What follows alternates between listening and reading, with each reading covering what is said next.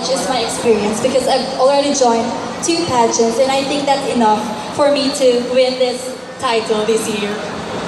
She's joined 2 pageants. Let's see if that is enough. But for now, thank you very much, Froy.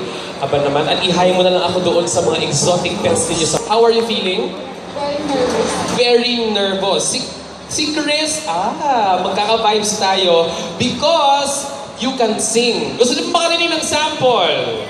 Sino gusto makarinig ng sample ng singing ni Chris? Konti lang, one-liner lang. Ato, nag-hands up si Kuya.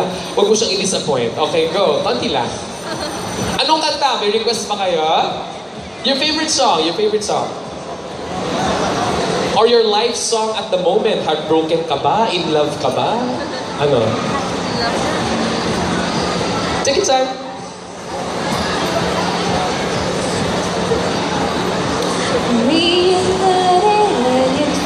So good, reunited, guess we understood.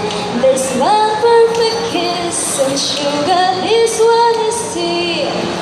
We were so excited cause we're reunited, hey, hey. Galing naman.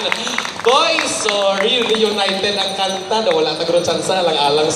Our short interview portion with Ritz Ann Sorianosos. Hello! Hello, Ritz Ann. Naswertihan naman ko dito kay Ritz Ann, hindi siya masyado matangkad. But anyway, Ritz Ann comes from a family of fighters. Sabi na po yun. Sabi na po yun. Comes from a family of fighters. Anong klaseng fight ba itong pina-fight ng family mo? Oh, well, I can say that every time we have a problem, we never give up, and we always look up to God.